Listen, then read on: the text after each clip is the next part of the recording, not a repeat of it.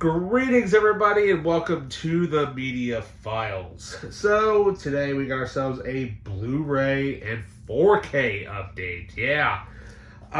Basically, what can I say? We got a lot of newer stuff and an old classic film that I really wanted to upgrade, mainly to Blu-ray, but I wanted the 4K edition because, well, it's the best version available of that film, and it is the most complete version of this epic classic film of all time, one of many.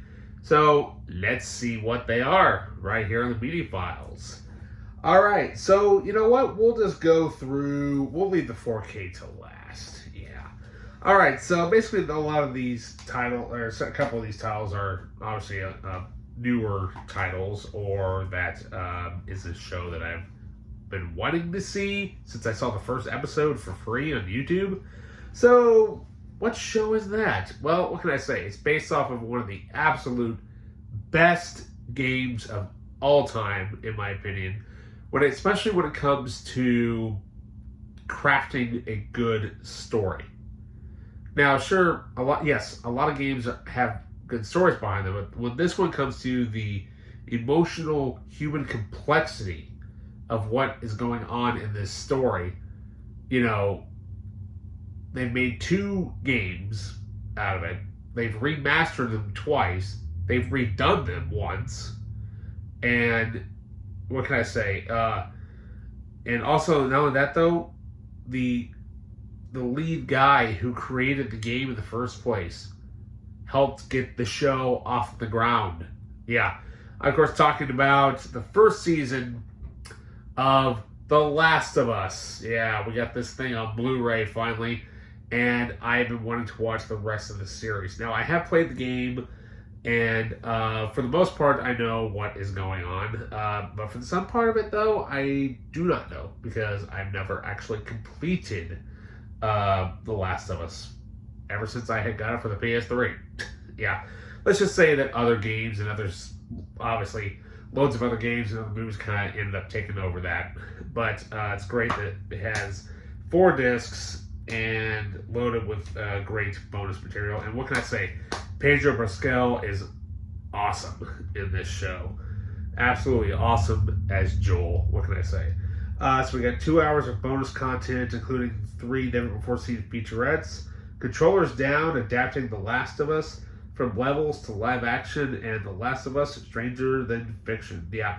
But however, though, the creator, the guy who actually got the ball rolling to get this game into a series, Craig Mazin, if you have not watched his Chernobyl mini-series that he did, watch that first and then watch this. I mean, you'll be able to see immediately that he knows how to craft a really good story and is a really damn good writer, in my opinion.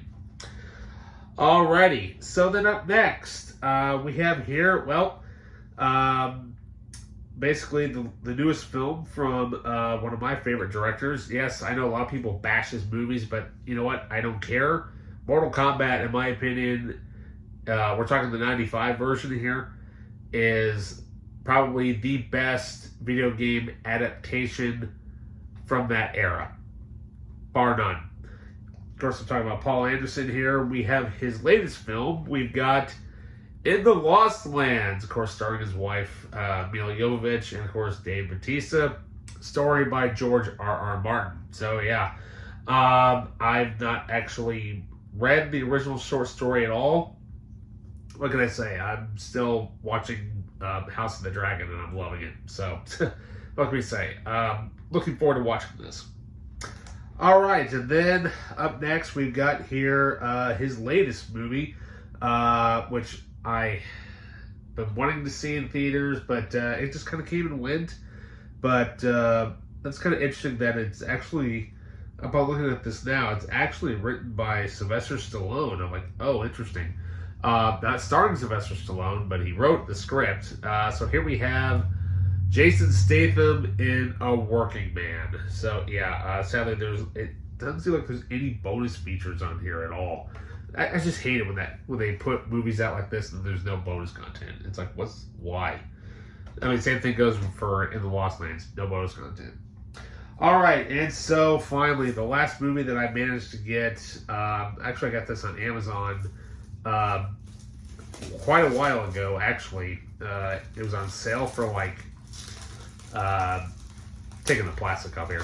It was on sale, I think, for like $10, and you could beat that, especially for a 4K. Definitely one of my favorite classic movies of all time, because I got the Criterion version of this movie, but I really wanted to upgrade the Blu-ray, especially the fact that the Criterion version is not actually the fully completed version of the movie.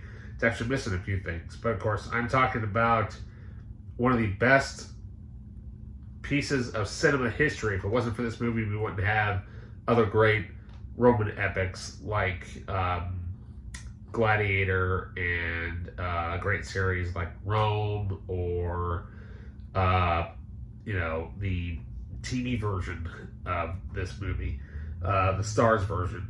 Of course, I'm talking about Kirk Douglas and Spartacus on 4K. Yeah, loaded with great stuff. Now, like I said, this is actually the restored edition that came out on Blu-ray, like the previous Blu-ray release, which was the 196-minute restored edition. That is the version that is on here. And what can I say? We got some great bonus material here. We've got I Am Spartacus, a conversation with Kirk Douglas, Restoring Spartacus, deleted scenes, archival interviews, behind-the-scenes footage, vintage news reels, and more. But, it's got that nice little 4K on there as well, which I don't have a player, obviously, yet. Maybe this year I'll get one. But what we say, though, obviously really, really well directed, of course, by the late, great Stanley Kubrick. So, yeah. Alrighty, well, that does it for me to you for now, guys. With that, like, subscribe, hit that notification button, leave a comment down below, and with that, I'll see you next time. See ya.